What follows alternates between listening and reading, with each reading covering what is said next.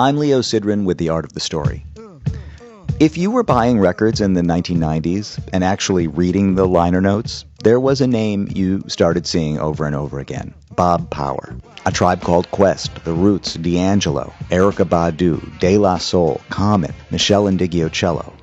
All of them turned to Bob for their iconic recordings. These were records that helped redefine what hip-hop and soul could sound like, and that drew the line between jazz and hip-hop. Bob Power, the recording engineer and producer who helped shape the sound of modern hip-hop and soul, died this week.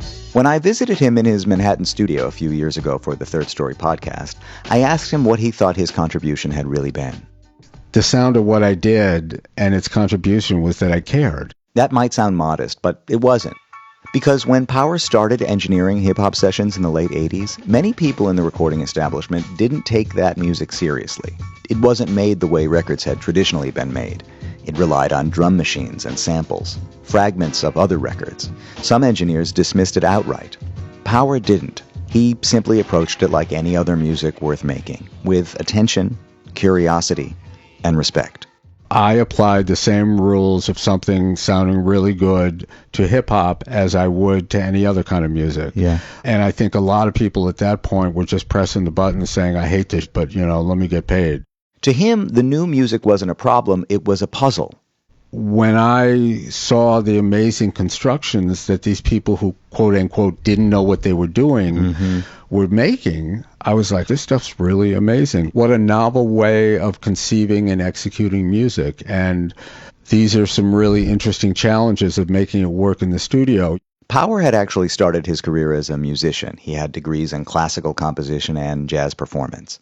When he moved to New York in the early 80s, he was still playing wedding gigs and writing music for TV while slowly finding his way into the studio world. And the studio where he first engineered sessions happened to be one of the cheapest in town, which meant the most interesting music kept coming through the door: Latin dance records, house music, and eventually hip-hop. Bob believed that innovative music often comes from people who don't know the rules. I think it's really important to respect the artists. And you know what? The thing that makes the artist special maybe is that they don't know the normal way. And that's where all great records are made. Yes. Great music is made, is people who either don't care or don't understand, quote unquote, normal, and they do something really extraordinary. Yes. Later in life, he became a teacher at NYU, where he tried to pass that philosophy along to a new generation of producers and musicians.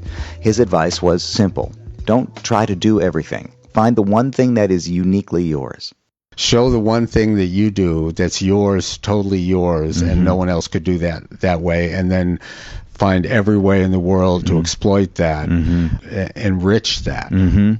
Despite his extraordinary gift for coaxing depth and dimension out of recordings, in Bob Power's case, that one thing might not have been specifically musical or technical. It might have been his empathy, the way he cared, his willingness to listen closely and without judgment, to solve the problem and to treat people around him with dignity, to serve the sound.